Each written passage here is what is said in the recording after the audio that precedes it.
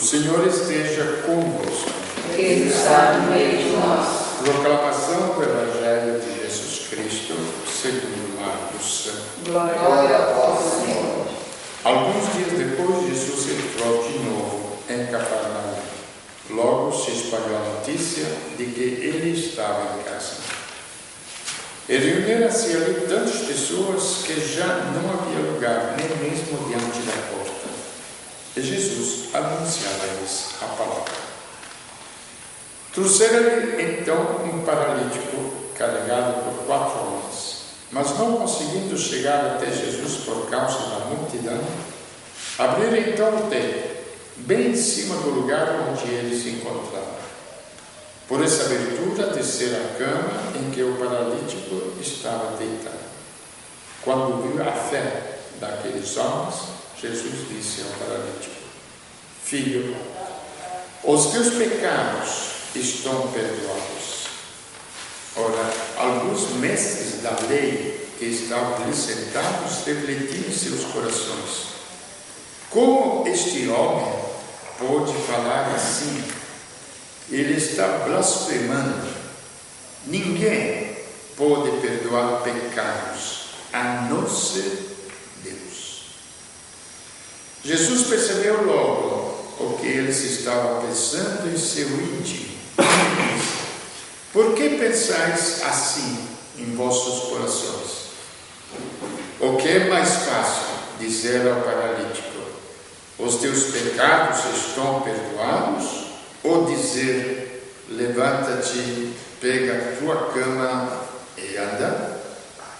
Pois bem, para que saibais que o Filho do Homem tem na terra poder de perdoar pecados, disse ao paralítico: eu te ordeno, levanta-te, pega a tua cama e vai para a tua casa. O paralítico então se levantou e, carregando a sua cama, saiu diante de todos. E ficaram todos admirados e louvavam a Deus, dizendo: nunca vimos uma coisa assim. Palavra da salvação. Glória a vós, Senhor.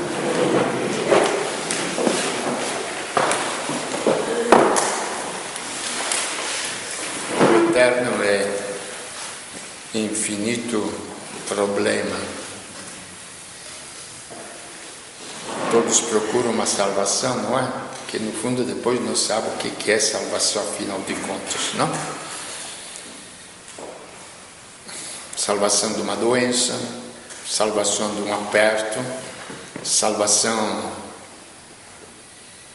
de crise financeira, salvação de todas estas coisas. A gente pensa que é salvação. Aí cria os seus santos. A Santa Edvige, o São Cristóvão, acho que eu tenho que arrumar um São Cristóvão para os meus carros, que sempre quebra. Então, entende?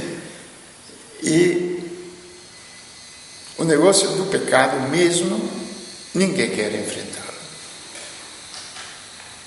Todo mundo quer fugir. Primeiro, deveríamos descobrir aquilo que é o pecado. Já outras vezes nós temos conversado, claro, a consequência visível do pecado, onde São Paulo nos explica: por um homem o pecado entrou no mundo, e com o pecado entrou o quê? A morte. Então, pelo efeito, nós temos que nos reconduzir a alguma causa bem grave, alguma doença bem grave dentro do ser humano. Porque, veja vocês, contra a morte não existe ciência, não existe remédio, não existe medicina, não existe absolutamente nada. Isto visível com os nossos olhos, se quisermos admitir. Se depois dizemos que a morte é provocada por um vírus, por uma coisa, então temos que admitir que nós, seres humanos, estamos sujeitos a forças infinitamente superiores a nós. Que chamemos isto de pecado, chamemos isto de outras coisas. Quem que nos liberta? Nós que como seres humanos queremos ser pessoas livres. A liberdade é aquilo que todo mundo procura. Desde criança. Quem que nos pode libertar então destes males que nós nem conhecemos? Que damos, repito, este nome de pecado. Nós estamos aqui falando daquilo que deveria ser o ser humano e aquilo que virá a ser. Porque o anúncio de Jesus Cristo não é um anúncio de brincadeira. É um anúncio totalmente revolucionário e novo. Deus fala: eu abrirei estradas no deserto. O que quer dizer isto? No deserto você perde o horizonte. Você não sabe o que faz da sua vida. O que te espera? O desânimo, o suicídio e a caminho. E nós estamos criando o deserto no mundo de hoje. Já várias vezes o pessoal me fala a doença do século. Qual é a doença do século? Depressão. O que é depressão? Não é o deserto?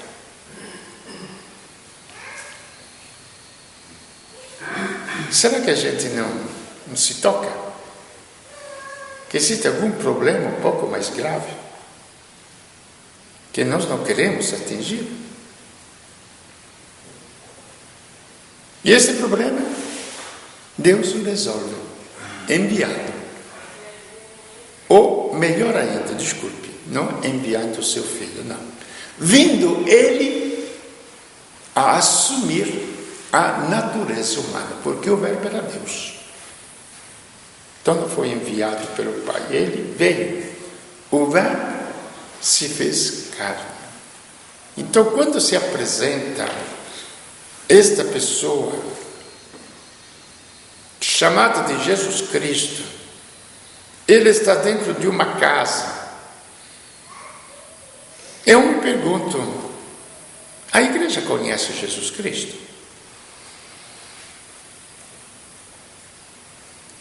Acho que não. O pior é que nós pretendemos dizer que conhecemos. Se tivéssemos a humildade de pedir a Deus para que nos revele quem é o seu Filho, Jesus Cristo, talvez conseguiríamos alguma coisa mais. Nós pretendemos conhecê-lo. Veja lá dentro da casa onde ele está em Cafarnaum. Todo mundo veio porque ele tinha feito um monte de milagres, mas o pessoal conhecia Jesus Cristo, até os apóstolos não conheciam quem ele era. Quando Jesus perguntou: quem diz que é o Filho do Homem?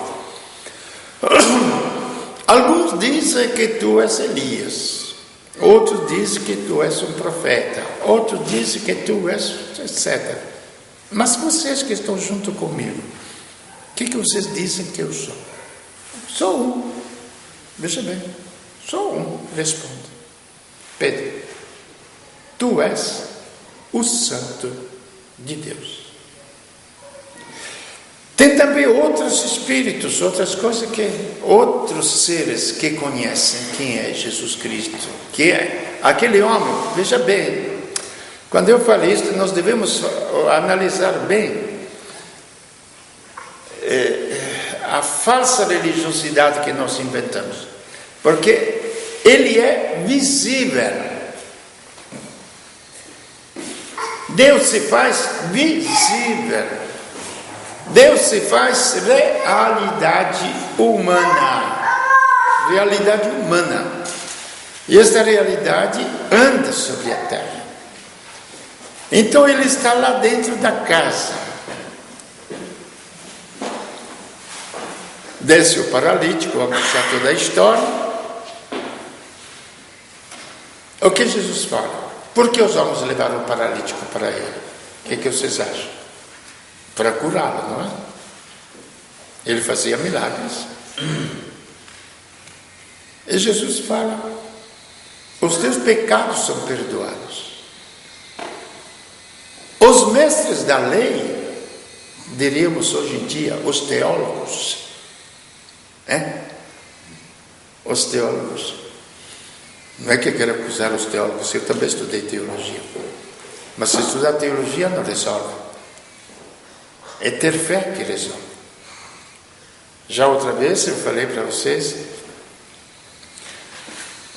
um fato que me atingiu profundamente. Eu era muito jovem, estava estudando, e quando fizeram o concílio Vaticano, eu estava em Roma estudando. E tinha dois teólogos jovens, muito jovens, que se distinguiram entre outros. Um era o atual Papa Ratzinger. Ele tinha 35, 36 anos, pouco assim. E outro era um inglês, um teólogo inglês que tinha vindo. Eles ajudavam os cardeais que iam no concílio.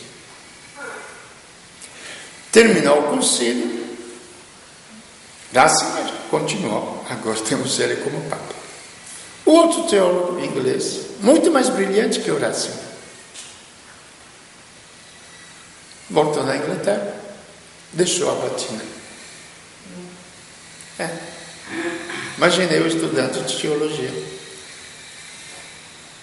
Aonde que me coloquei esta pergunta bem profunda? Será que basta estudar teologia para se dizer cristão? Ou é algo mais que te salva? É a fé. Perguntaram para ele: mas você era tão brilhante, você explicava de uma maneira tão maravilhosa, diante do mundo inteiro, de todos os bispos, cardeais e o Papa. Ele disse: sim, eu conhecia tudo aquilo, só que eu não acreditava naquilo.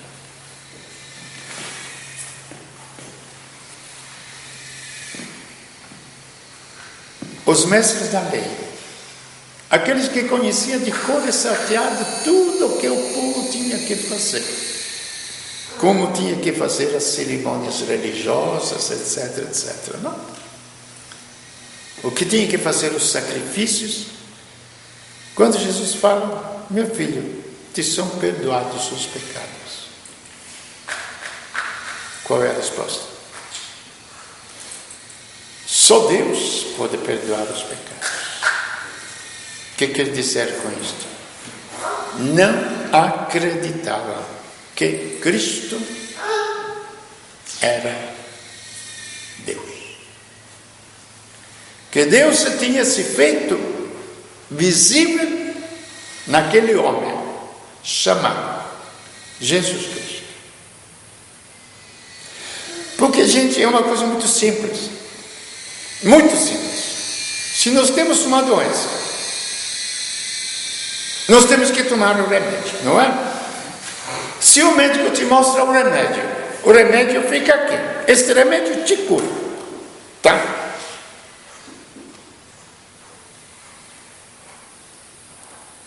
E o paciente está aqui. O que é preciso fazer?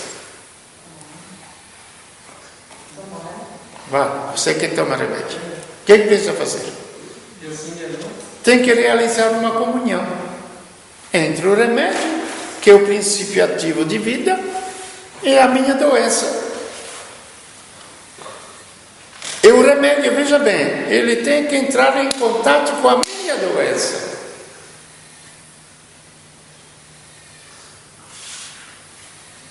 Então Deus teve que se fazer carne no ser humano, entrar em contato com o pecado do mundo. Por isso que depois nós encontramos que Deus o fez pecado. Quando ele gritou: meu Deus, por que me abandonaste? Porque naquele instante ele tinha se tornado pecado. Mas foi exatamente naquele instante que a luz de Deus eliminou as trevas, que a vida de Deus eliminou a morte. fui naquele. Então, veja, é uma coisa muito real, na qual nós acreditamos ou não acreditamos. Tanto que Jesus, quase brincando depois, não é que fica discutindo filosoficamente, teologicamente, para demonstrar que ele era filho de Deus. Simplesmente diz, tá bom. Primeiro, eles não falaram nada, mas eles pensaram.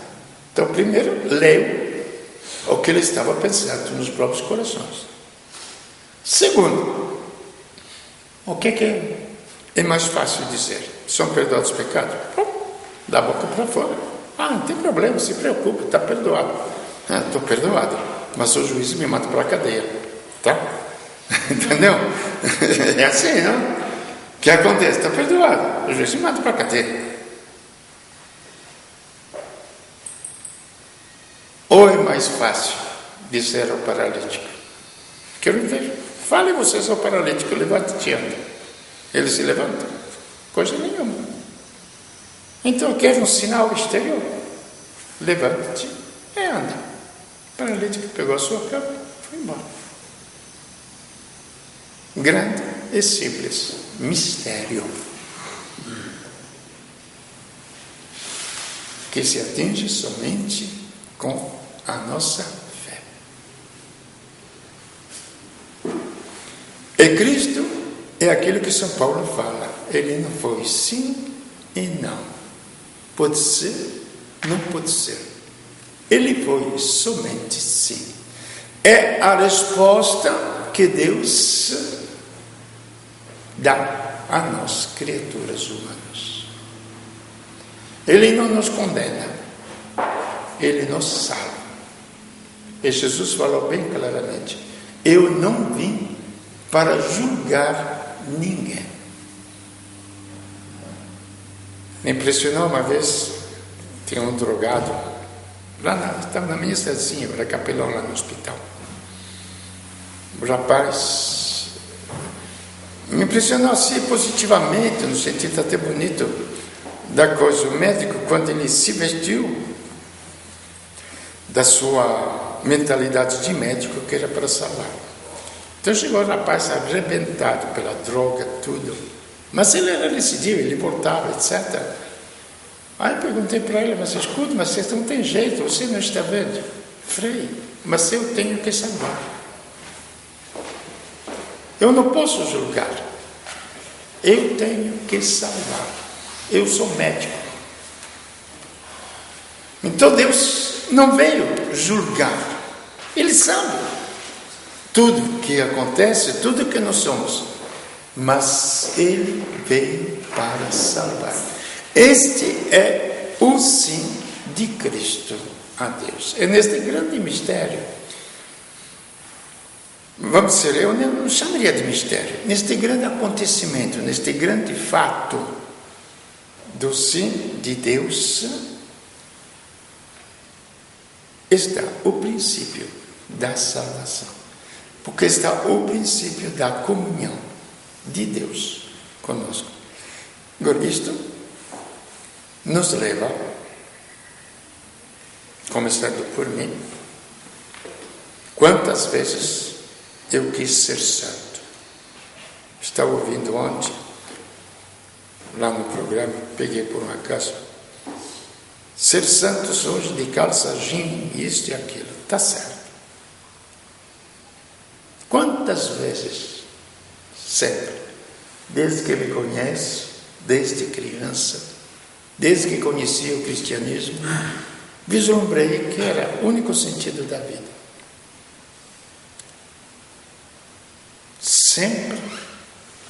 Sempre acabava derrotado. Sempre, não digo só uma vez, porque eu queria ser santo. Como posso eu, que sou escuridão, me tornar luz? A luz só vem do céu. Ele é a luz que ilumina todo homem que vem a este mundo. Então o que acontece? Que às vezes é meio difícil entender. Precisamos levar umas boas bordoadas para compreender mesmo que estamos lá no chão, lá no fim da picada, para dizer: Deus, me salve. Um pouquinho como São Pedro, não? Vocês lembram de São Pedro? Estava no mar, Jesus aparece andando em cima das ondas, e ele se apavora: este homem em cima das ondas, sou eu, não tenhas medo. Se é você, ordene que eu ande até você em cima, caminhando em cima das águas. Bem, fala Jesus. E ele começou a andar. Aí o mar se encrespou, as ondas começaram a levantar, e ele começou a afundar. Ele pensava que era pelas suas próprias forças que estava andando, caminhando em cima das águas do mar. Senhor, me salve. Quanta gente está lá no buraco, lá embaixo, aí nós gritamos: Senhor, me salve. Não é? Precisa chegar a isso?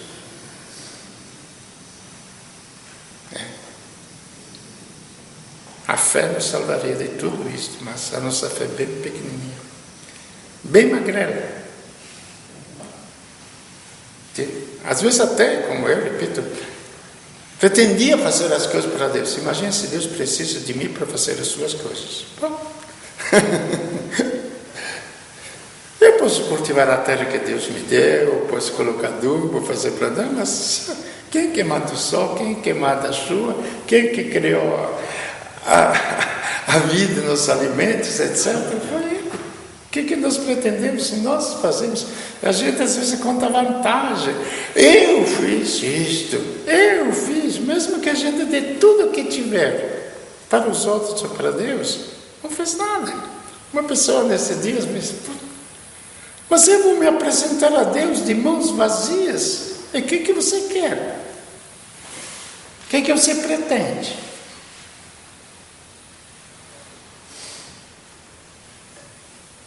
O que Deus vai te dar é tão grande que se você lhe desse 1000 vidas, não paga aquilo que Ele vai te dar. Abrirei estradas no deserto. Farei florescer o deserto. E o deserto floresce. Mas a humanidade parece... Quando digo humanidade, digo todos nós e os outros, parece que queremos construir, no fundo, queremos construir um mundo melhor, no fundo. Vamos deixar a malandragem de quem quer aproveitar mesmo. Mas tem muita gente querendo construir um mundo melhor.